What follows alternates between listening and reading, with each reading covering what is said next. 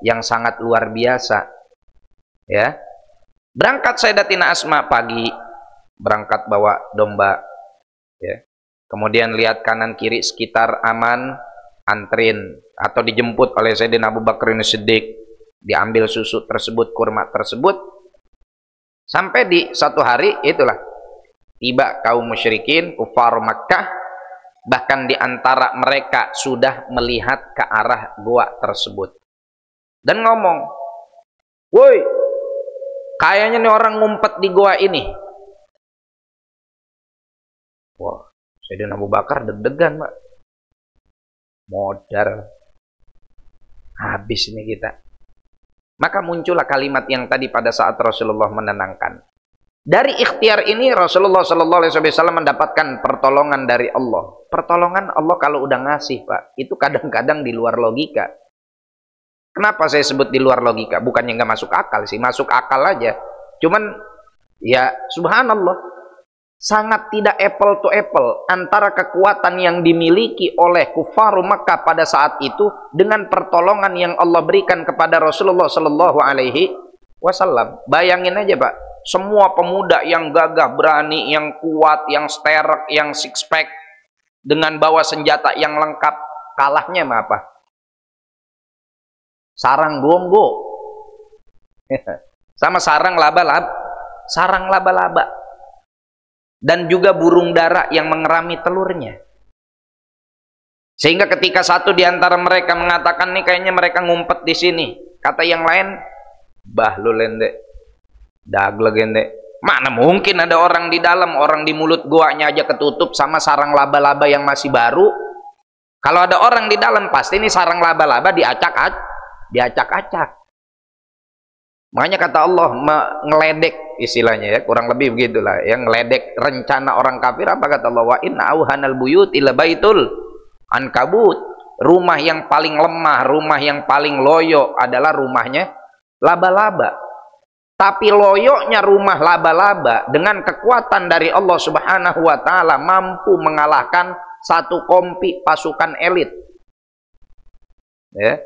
Mengalahkan satu kompi pasukan khusus yang terlatih dengan persenjataan yang lengkap. Kenapa ini semua terjadi? Karena baginda Nabi Shallallahu Alaihi Wasallam yatiru bijanahain.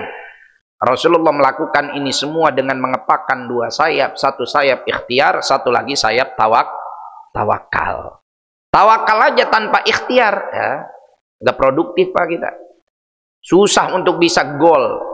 Sulit untuk bisa sampai kepada tujuan. Ikhtiar saja tanpa tawakal cenderung akan menjadi manusia yang kecewa dan bahkan bisa menghardik dan menyalahkan Allah Subhanahu wa taala, wal iyadu billah. Hakada. Inilah yang diajarkan oleh Rasulullah sallallahu alaihi wasallam kepada kita sampai pada akhirnya semuanya selesai, tenang, baru Rasulullah melanjutkan perjalanan, ya, ke kota Al-Madinah Al-Munawwarah. Sampai di kota Al-Madinah Al-Munawwarah, Rasulullah Shallallahu Alaihi Wasallam membangun sebuah peradaban yang dimulai dari masjid. Ya. Dan Rasulullah Shallallahu Alaihi Wasallam mulai pada saat itu tinggal di rumah Sayyidina Abu Ayyub Al-Ansari, seorang tokoh di Madinah yang menghabiskan masa tuanya untuk dakwah ke jalan Allah, ngajak orang beriman kepada Allah, yang bahkan beliau nggak rela menghabiskan masa tuanya di kampungnya sendiri. Tahu kan ya, Pak, ya, makamnya Abu Ayyub Al-Ansari di mana? Di Istanbul, Turki. Dan pada saat beliau ke sana di masa kekhalifahannya Sayyidina Umar bin Khattab, beliau berpesan kepada pasukan. Pada saat itu beliau udah sakit tua, ya, dan kena virus juga. Kata beliau, saya udah lemah, tapi saya nggak mau pulang ke Madinah. Kalau kalian besok mau berangkat perang, bawa saya dengan tanduk, dan saya juga akan berperang. Ya, dan bawa saya ke tempat terdekat dengan benteng musuh. Bawa saya ke tempat terdekat dengan benteng musuh. Semakin saya dekat dengan benteng musuh, semakin saya jauh dari kampung halaman saya. Semakin saya jauh dari kampung halaman saya, semakin menjadi saksi bahwa saya juga ingin berjuang di jalan Allah. Baik, siapa ini Abu Ayyub Al-Ansari? beliau yang rumahnya ketempatan sebagai tempat singgah pertama baginda Nabi Shallallahu Alaihi Wasallam. Wahuna malmah. Di sini ada pelajaran yang sangat luar biasa. Nabi ketika sampai di kota Madinah, semua nawarin, ya Rasulullah singgah di rumah saya, Rasulullah singgah di rumah saya. Ya Rasulullah jangan di rumah saya aja. Semuanya menyambut kedatangan baginda Nabi Shallallahu Alaihi Wasallam. Akhirnya Rasulullah biarkan untanya untuk memilih.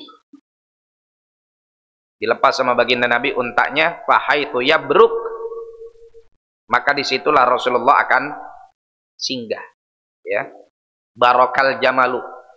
Tahu barokah? Barokah itu artinya nama untuk onta yang duduk. Ya, jadi duduknya onta bahasa Arabnya barokah yabruku, fahuwa barikun wadaka mabrukun. Makanya mabruk itu arti katanya sebetulnya adalah kedudukan onta. Ya, makanya salah kalau kita ngedoain orang mabruk alfa mabruk. Yang benar itu mubarok alfa mubarok. Mubarok itu yang diberkahi. Kalau bacanya mabruk alfa mabruk, berarti 1000 kali kedudukan onta. Gepeng, Pak. Ya. Yang lebih tepat itu adalah mubarak. Jadi kalau besok ada yang ulang tahun, ngedoain, atau ada yang nikah, atau ada yang punya rumah baru dan lain-lain sebagainya, doainnya apa? Mubarak alfa mubarak. Diambil dari kata baraka yubariku. Barakallahu fik. Baknya panjang. Maka isim maf'ulnya mubarakun. Kalau mabruk itu dia tadi kedudukan onta. Ya. Ada lagi yang ngedoain orang lebih sadis lagi. Kata dia begitu ulang tahun dinyanyiinnya begitu. Mak beruk bapak beruk gitu. La ilaha illallah. Nah, ternyata jamaah sekalian, dalam sirah disebutkan ketika onta tersebut duduk ya di depan rumah Sayyidina Abu Ayyub Al-Ansari, usut punya usut. Ternyata dahulu Abu Ayyub Al-Ansari ini ketika dia membangun pondasi rumah, dia punya niat. Ya Allah, saya bangun rumah ini, saya niatkan suatu saat jadi rumah pertama yang disinggahi oleh nabimu. Kalau nabimu datang, nabi akhir zaman, ya, karena kan semua tentang Rasulullah itu disebut di Taurat, disebut di Injil, disebut di Zabur, dan itu mutawaroth, diwariskan dari satu generasi ke generasi tentang berita nabi akhir zaman. Maka Sayyidina Abu Ayyub Al-Ansari berdoa demikian. Ya Allah, kalau nanti Nabi akhir zaman datang ke kota Madinah, maka saya niatkan rumah ini adalah rumah yang pertama disinggahi oleh beliau. Wa subhanallah. Dengan niat yang tulus, kesampaian. Apa hikmah yang bisa kita ambil? Hikmah yang bisa kita ambil adalah bahwa jangan pernah lepas dari niat baik dalam melakukan setiap aktivitas. Ya, niatin yang baik-baik. Kayak Bapak datang berangkat ke sini, ke masjid. Ya Allah, saya niat, saya berangkat datang ke masjid, pengen ngaji, hadir kajian, sholat subuh berjamaah. Saya niatin supaya saya bisa punya mantu yang soleh, anak yang soleh, cucu yang soleh dan solihah. Itu niatin. Ya. Karena mungkin bisa jadi mayoritas yang hadir, ya, orang tua, anak-anaknya masih pada tidur. Kenapa? Karena dulu kita lupa untuk meniatkan anak-anak kita. Nah, karena pintu hati itu akan senantiasa memiliki keistimewaannya tersendiri. Dari situlah jalan hidayah Allah Subhanahu wa ta'ala. Hakada jamaah sekalian, sehingga ada beberapa hikmah yang bisa kita ambil dari perjalanan hijrahnya baginda Nabi Muhammad sallallahu alaihi wa alihi wasallam, ya, bahwa yang pertama tentunya beliau senantiasa berikhtiar. Kemudian yang kedua, Nabi Shallallahu Alaihi Wasallam tetap menjalankan amanah, ya, mengembalikan barang titipan orang-orang kufaru Makkah melalui tangan Sayyidina Ali bin Abi Thalib. Kemudian yang selanjutnya baginda Nabi Shallallahu Alaihi Wasallam begitu sampai di Madinah, bangunan yang pertama dibangun masjid. Dari masjidlah dimulai peradaban, dari masjidlah dimulai terbukanya cakrawala, dan di situ Rasulullah Shallallahu Alaihi Wasallam mempersaudarakan antara muhajirin dan ansor dan membuat akur antara suku Aus dan suku Khazraj. Yang selama ini pertikaian mereka membuat pada akhirnya penduduk kota Madinah tertinggal. Tertinggal di seluruh sektor dan aspek kehidupan. Sehingga pasar Bani Qainuqa yang dimiliki oleh orang-orang Yahudi pada saat itu memang dikuasai oleh orang-orang Yahudi. Karena bagaimana umat Islam mau menguasai pasar tersebut? Karena mereka sendiri sibuk ribut. Aus dan Khazraj kan kemudian masuk Islam. Tapi karena mereka sendiri masih sibuk urusan gengsi kesukuan, urusan gengsi kabilah, urusan gengsi rumah sendiri, nggak boleh rumah orang lain lebih unggul dari rumahnya, maka pada akhirnya pasar Bani Qainuqa dikendalikan oleh orang-orang Yahudi dan terjadilah di dalamnya praktek ribawi, ya. Kemudian juga mendolimi orang-orang yang lemah, ya. Ngambil pegawai, pegawainya kerjanya serius, gajinya bercanda. Ya. Kenapa? Karena hal ini disebabkan sibuknya umat Islam pada saat itu terhadap pertikaian di dalam diri mereka sendiri. Maka Rasulullah Shallallahu Alaihi Wasallam memberikan kesadaran, membuka mata umat Islam pada saat itu untuk pertama, yang jualan di pasar kita nggak boleh melakukan praktek ribawi dan nggak boleh mencurangi orang lain, ya. Nggak boleh mengurang-urangi timbangan. Turun firman Allah, wailun lil mutaffifin dan lain-lain sebagainya. Aus Khazraj damai. Nggak boleh kalian ribut-ribut lagi. Setiap kali ada agen Mossad yang dikirim kepada kalian untuk, ya, ini serius Pak. Agen Mossad memang yang mengadu domba mereka itu, ya. Karena di antara suku Aus dan Khazraj itu, kalau kita baca sababun nuzul firman Allah, wa'tasimu bihablillahi jami'an wa la tafarraqu, itu kan sababun nuzulnya siapa? Suku Aus dan suku Khazraj yang diadu domba oleh seorang Yahudi yang menguasai pabrik senjata, yang punya pabrik senjata, ya. Jadi dibikin senjata yang bagus-bagus, dijual ke suku Aus, dijual ke suku Khazraj sambil ngirim agen Mossad. Dikirim tuh agen Mossad ngomong ke Aus,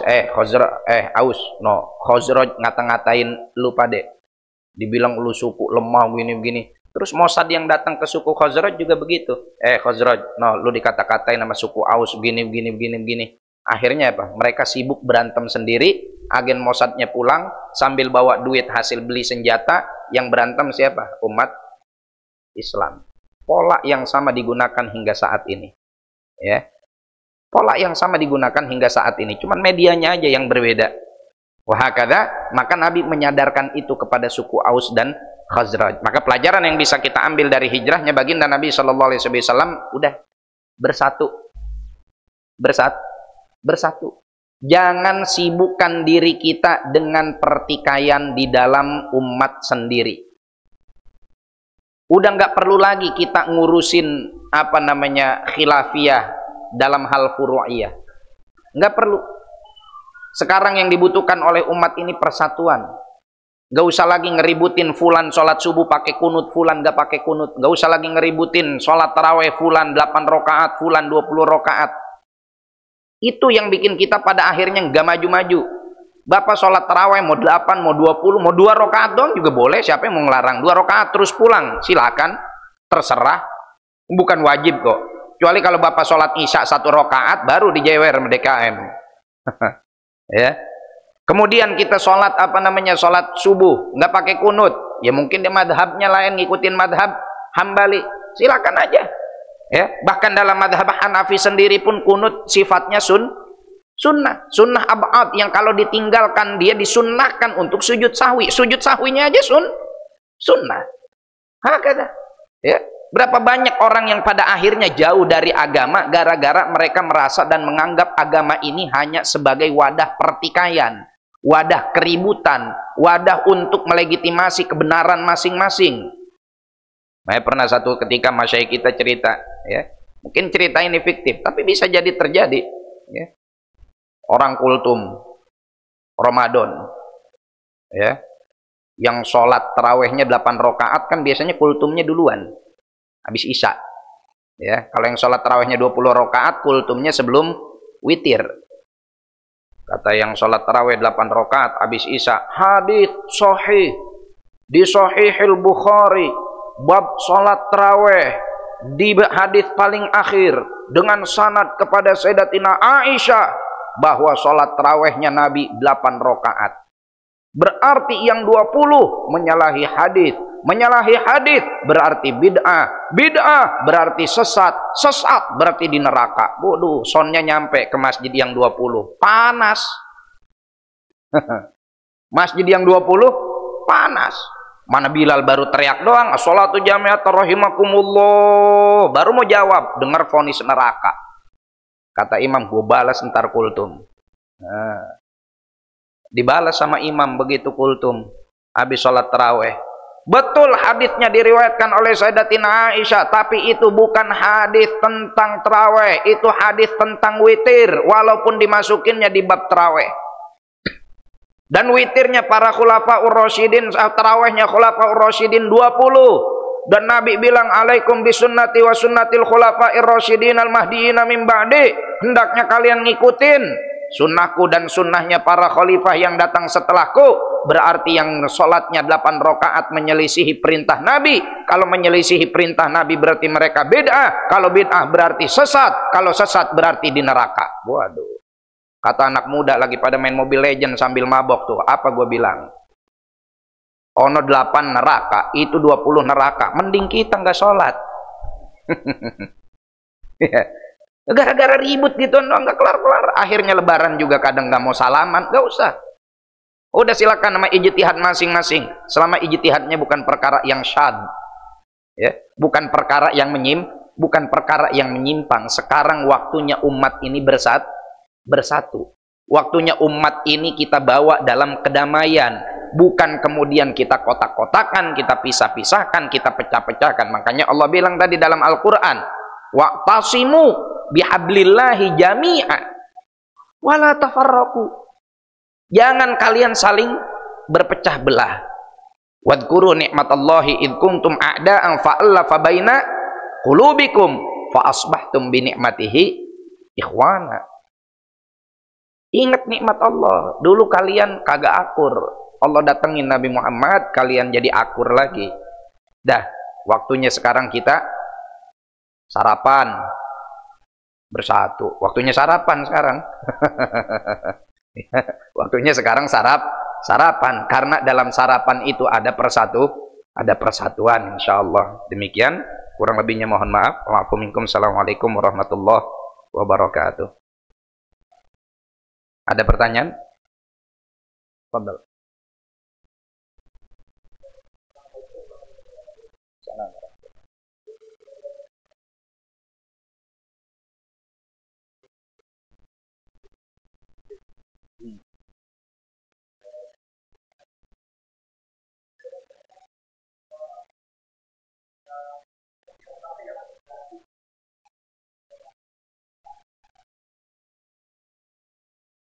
Oke, ahsantum barakallahu fikum. Dahulu namanya Yatrib, ya. Dalam Al-Qur'an ada disebutkan ketika Nabi Yusuf berkata kepada para saudara-saudaranya, la tathriba lakumul yaum. Udah mulai hari ini udah nggak ada keributan lagi. Ya.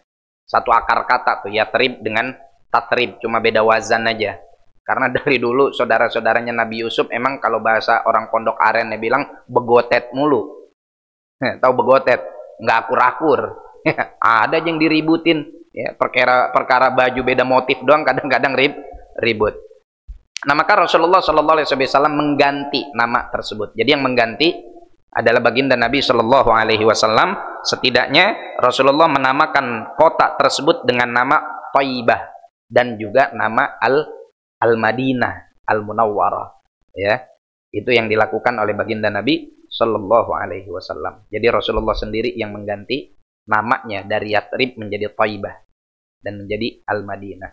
Nah, Al-Madinah, oh no, bukan yang CBD Ciledug, bukan. Fadal.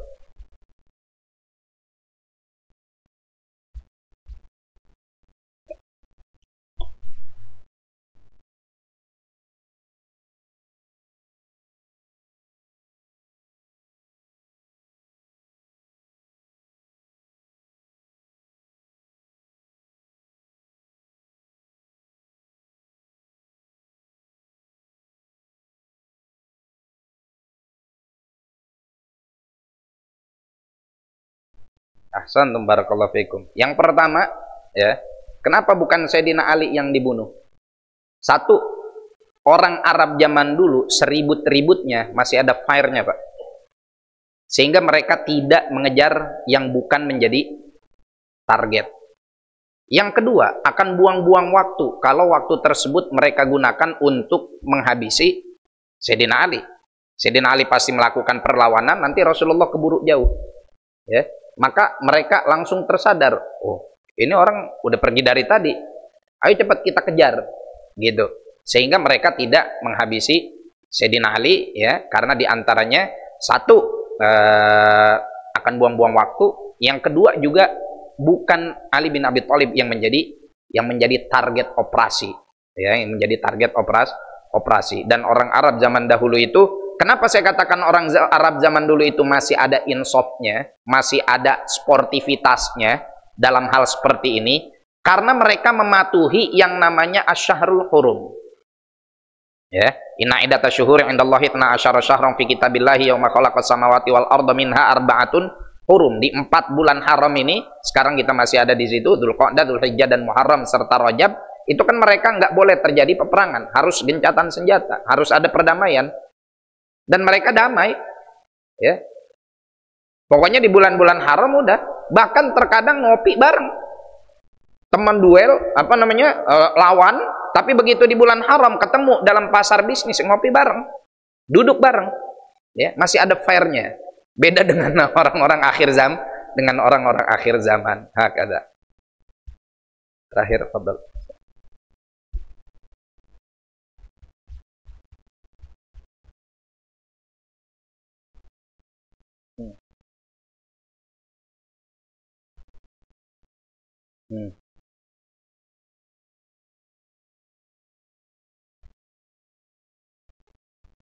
Oke. Ahsan, barakallahu fikum. Bapak yang nanya kemarin di MRBJ bukan ya? Ya, kenapa masih penasaran, Pak?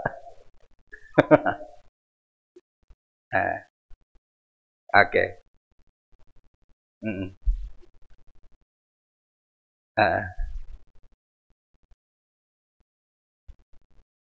Oke.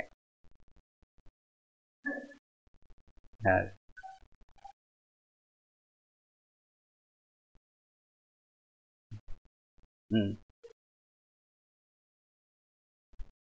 Oke.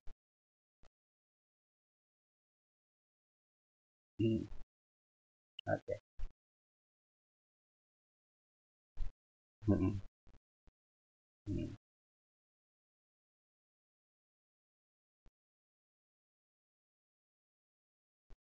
Baik.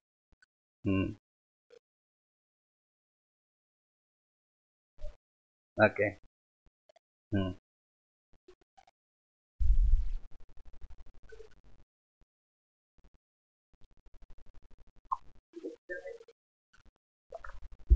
Ahsan, barakallahu fikum. Dalam Al-Quran Allah Subhanahu wa Ta'ala bilang gini. Yang sayangnya ayat ini kemarin gak dibawa ya.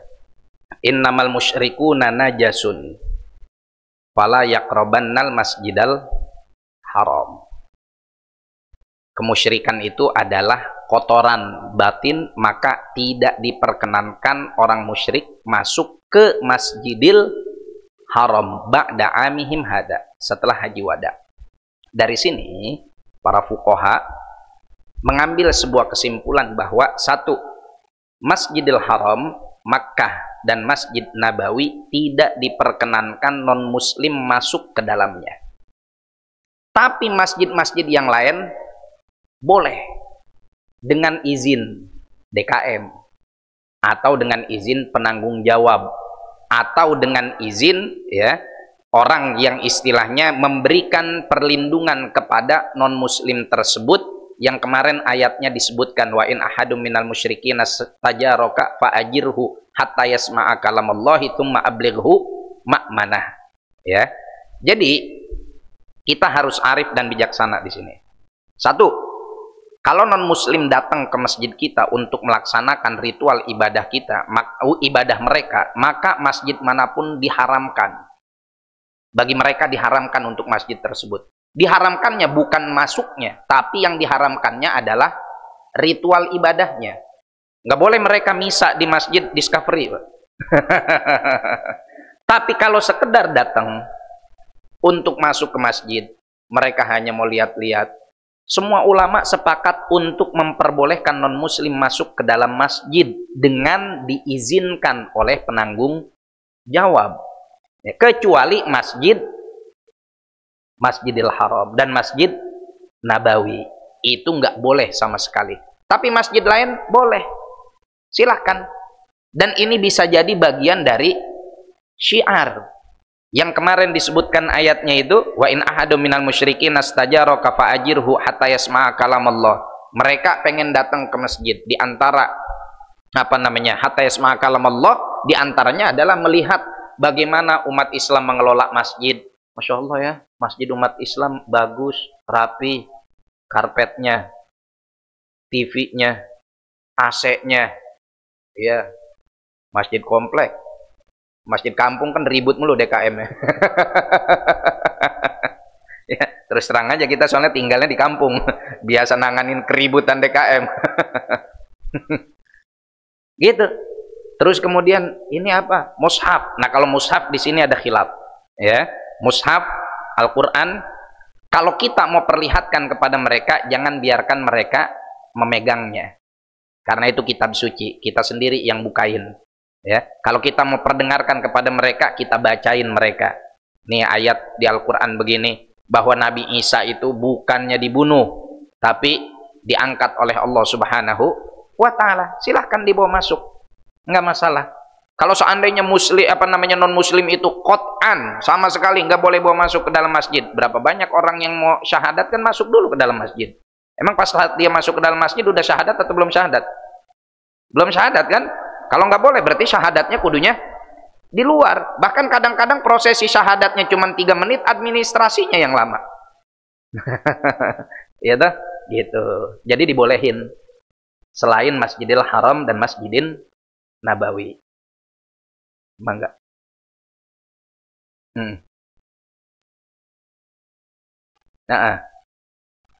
Iya.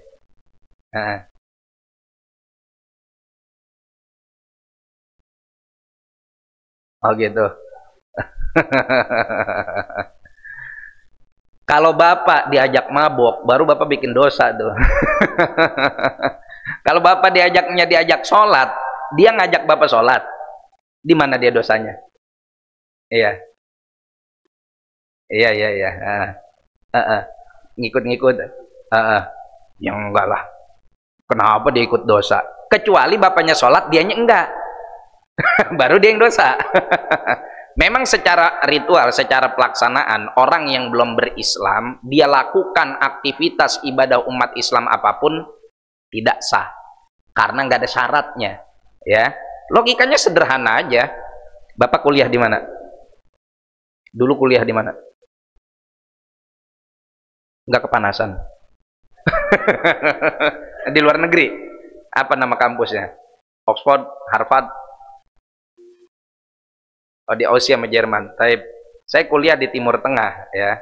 Nggak punya kartu kuliah di Aussie sama di Jerman. Ya. Saya datang ke kampus Bapak. Saya ikutin pelajarannya. Saya baca buku-bukunya. Terus kemudian saya ngaku sebagai alumni Aussie dan alumni Jerman, padahal saya nggak pernah daftar di situ. Kira-kira ntar ijazah saya dimasalahin nggak? Loh, kok tawa? Bukan lagi ke sono, bukan. Tuh, kan suka liar pikiran jamaah ini. Bukan ke sono, bukan. Enggak. Saya nggak pernah daftar, ya kan? Nggak mungkin kan saya mengklaim, dan nggak akan dianggap sah kan? Apa yang saya tuliskan atas nama kampus di Aussie dan di Jerman nggak mungkin dianggap sah. Kenapa? Karena saya terdaftar sebagai mahasiswa di Tunisia, ya, atau sebagai santri di Hadramaut, Yaman. Terus saya ngaku-ngaku, oh saya alumni Oxford, saya alumni Harvard, ya, saya alumni Leiden, saya alumni Sorbonne.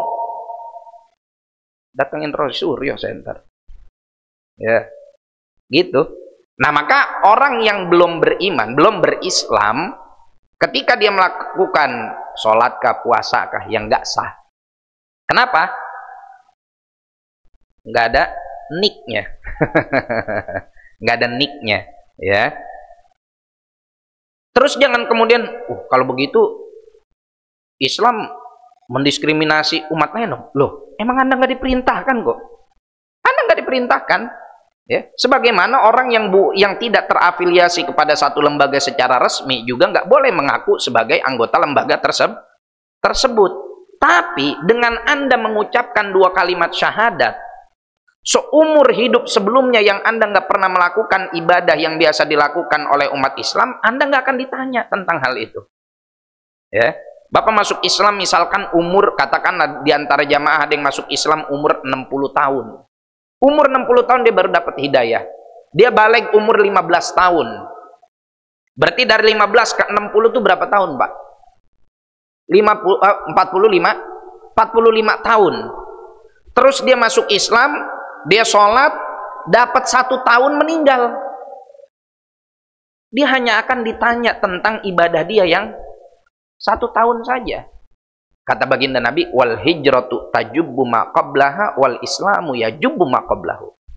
Hijrah seseorang itu menghapus semua yang telah dia lakukan di masa lalu, dan Islamnya seseorang menghapus apa yang telah ada di masa lalu. Jadi kalau Bapak dulu pada saat kecil karena lingkungannya, komunitasnya mayoritas muslim, ikut sholat apa segala macam, maka teman-teman Bapaknya nggak dosa, kecuali merekanya nggak sholat gitu.